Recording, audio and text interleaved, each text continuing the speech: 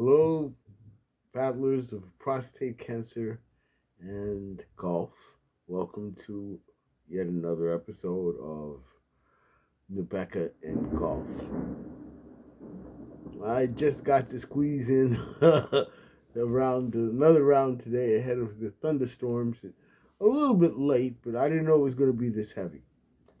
So today's relationship, I made a previous video. It wasn't that hot. So this video, I'm just going to tell you that when you get chemo,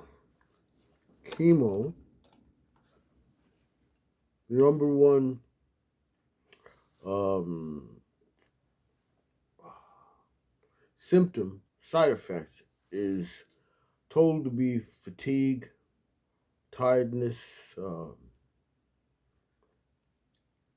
So I was also advised to this through the literature about Nubeqa, about a little bit of fatigue. And I can't really,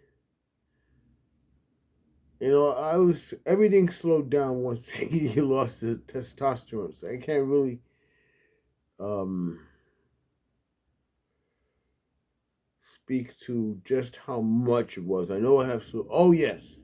The big thing is when you lose your testosterone, your balance will change because your muscles don't like to support as much as they have because the testosterone is gone. So my balance changed.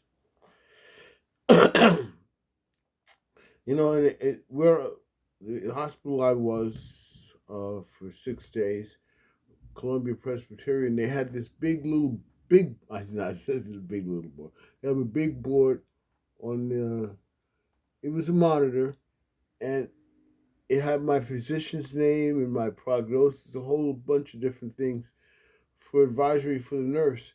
And one of the things was loss of balance. And I didn't understand where that came from. Now I do. Now I understand its origins. Now the second little thing. So now that I'm back to playing golf, for my last games of the year, I had a fear of getting tired because I wasn't that well. So I went out there on Monday, and the golf course was closed. And yesterday I played my first round and shot a 74. And the strategy I employed to make sure I made all the way through and wasn't exhausted at the end was to sit at every hole in which there was a bench. So the first hole, you're gonna sit there because they have a bunch of benches. It's like a picnic area, and while you wait for the tee, and after that, the second, third, fourth, not the fifth hole. Fifth hole doesn't have a bench, so that's three, sixth, seventh, eighth, ninth, 10th hole doesn't have a bench, so that's 7, 11th, 12th, 13th, 14th, 15th, 16th, 17th, and 18th. So only 2 or 3 holes don't have benches. It's easier to count the ones that don't than the ones that do. So let me go back and do that. 2, 3, not 5 is 1. 10 is another.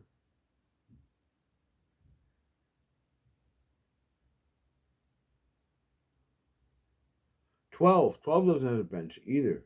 That's 3.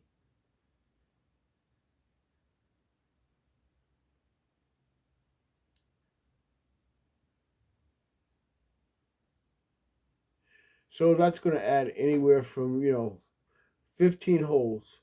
So it's going to add another 15 minutes, 15 to 45 minutes, depends on how much long you sit there. Because a couple of times I tried to get a vape, and my vape takes a little while to warm up. So that's another minute and 2, 3. And well, when I get more energy, I won't sit. But right now, that worked pretty well. It worked yesterday with my 74, and it worked today with my 70. And there were a couple of putts that I didn't have a big. The difference between yesterday and today was I did not have a blow up hole, a big blow up hole today. I had a couple of doubles and a triple. No birdies. Oh, wait. I did have a birdie. I birdied the second hole. I forgot. Birdie, then par, then another par. That was a pretty good stretch. That's one of my best stretches so far, an 8.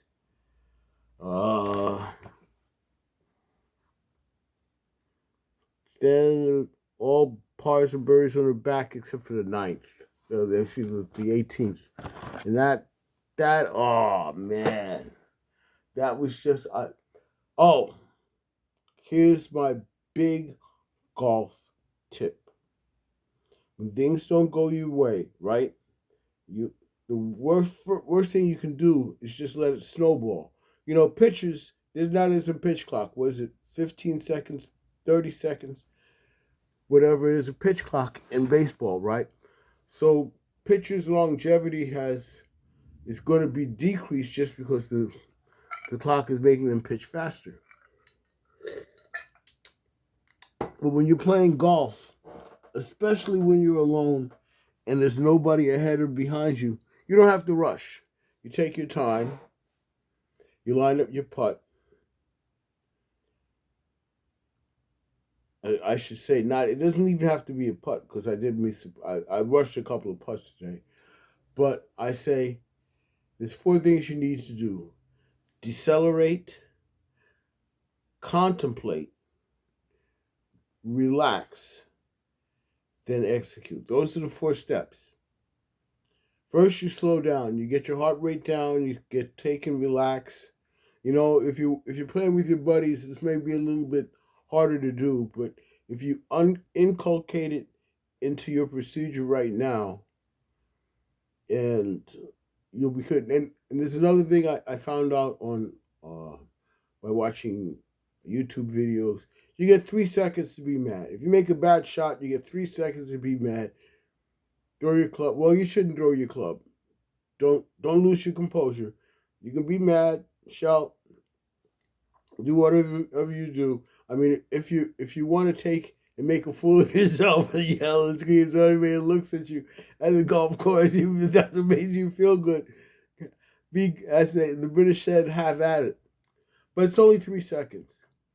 And then those 3 seconds should allow you to reset and say, okay, let me go. I forgot about that. Let me go to the next hole. And let me go to the next shot. And you look at the shot and you assess it. You take and you decelerate the whole process so things don't spiral out of control, right? And if you do this every time, by the time you will establish the slower rhythm, and your shots will be slower, it'll be smoother, and slower becomes smoother, and smoother becomes faster, more rhythmic. It'll flow. Believe me, it will, because a lot of times today it was different. Generally, I have a struggle on the front 9, and what was the front 9 today? Well, I did struggle. I made a mistake on the 5th hole. In the 6th hole, today was green speed problem, because I chipped and I putted, and the green was probably like a 10 and a half, 11. I'm thinking 9. And actually, it's probably close to 11 and a half. And I'm thinking 10 and a half is the fastest. And it's just running past, making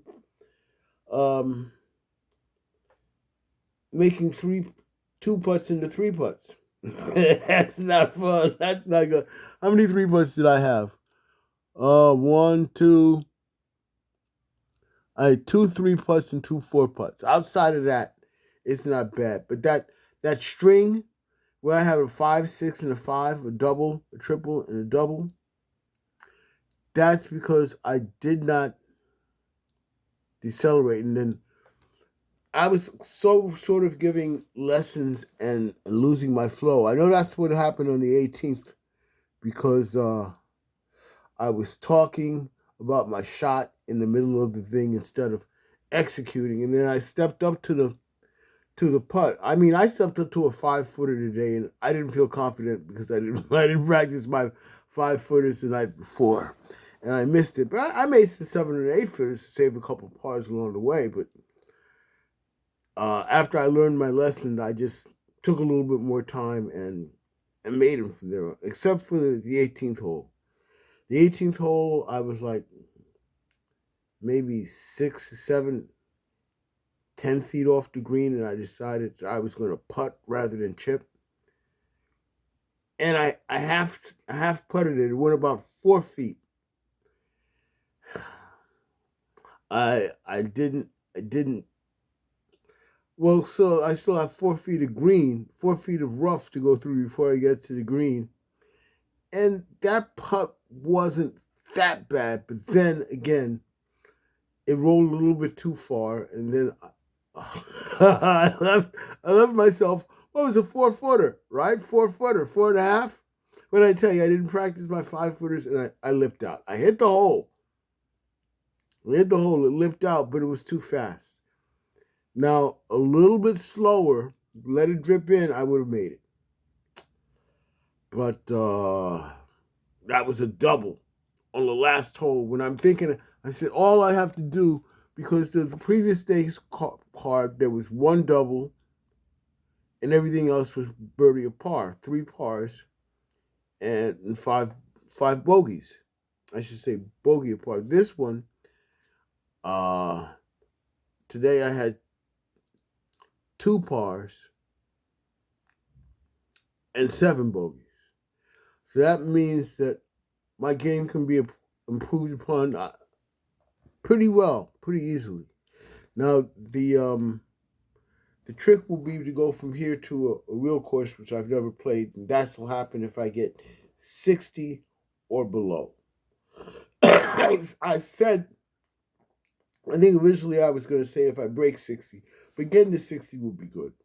So if I get to 6 over, I'll go to a real course, 9 holes, and we'll see. That'll be the real test. I don't know when I'll be playing golf next because I only play Monday, Tuesday, and Wednesday. I play horses Thursday through Sunday, and my next chemotherapy is 17th, and all the weather's going to be cold. It has to be 50 degrees for me to leave my house.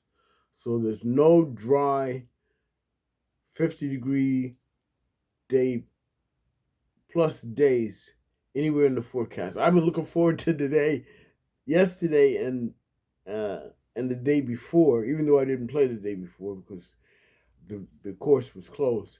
I've been looking forward to that for like 2 weeks. And it's funny. They can't really tell you precipitation. They're kind of shaky on, but it's the temperature. They get the temperature. They say it's going to be in a certain range. It generally is. One of the handicappers I watched from the racetracks I play said that, and I took note, and he's right. Okay, so everybody, you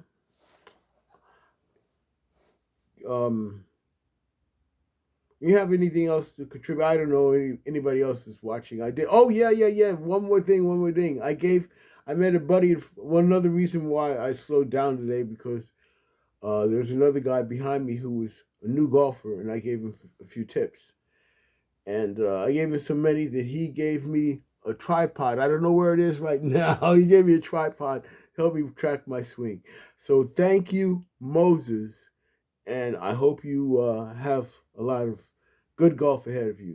You have a pretty decent swing. So you're going to do well. All right. Everybody take care. And as Jimmy Tropicana says, play more golf.